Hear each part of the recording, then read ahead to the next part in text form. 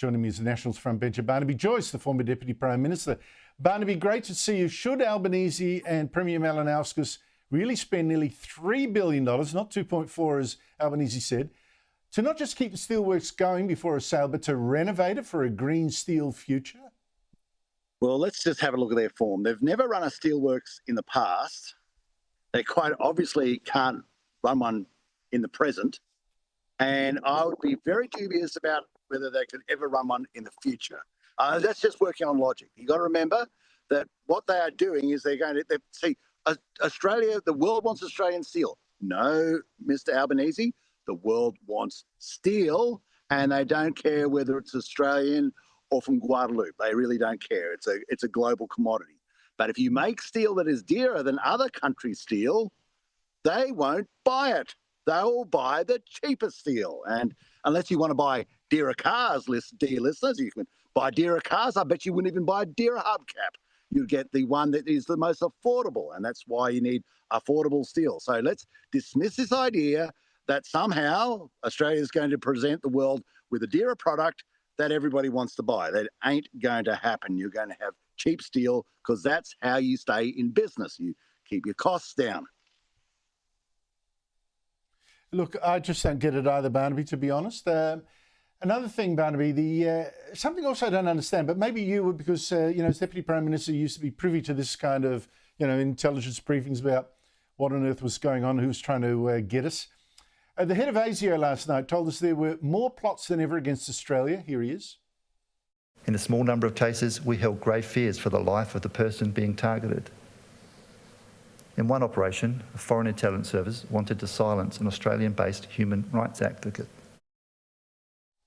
But Barnaby, what I don't get is, what's the point of telling us that kind of stuff and other plots when ASIO refuses to name which countries are behind the specific plots? I mean, why is it a secret when the government knows who's doing it and the government that did it knows it's done it, but we're not allowed to know?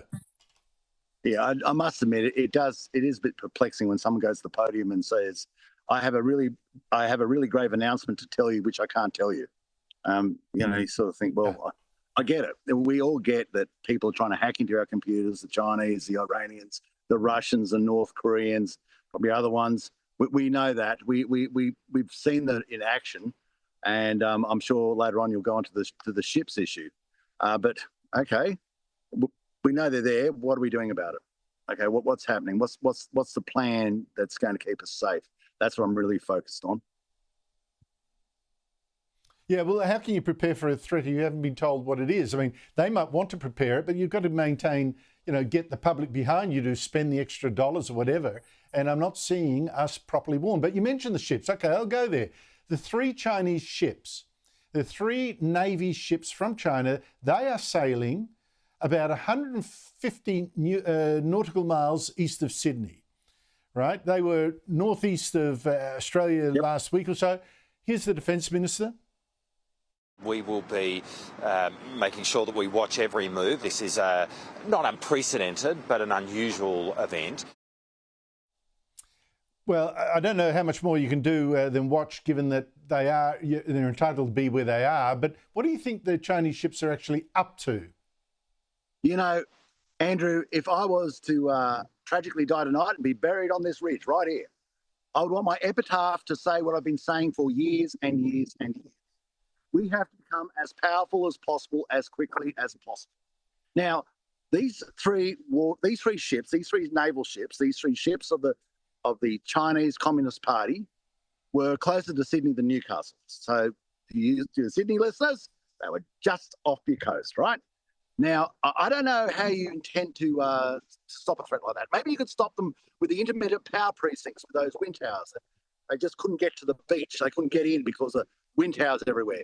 Or if they got closer, maybe you could squirt them with green hydrogen. I think you have to understand that the realism of the time we are in has to descend on us. We have to have this epiphany. We have to understand of the threat that's before us. Remember, the comparable power of the PLA, of the Chinese Communist Party, of their military might is vastly greater than the comparable power of Germany before the Second World War, vastly greater, okay? So we have to understand the world we live in, and we seem to be focused on a whole range of distractions, I know. which are not going to scare anybody, but they're actually going to make us weaker and look foolish.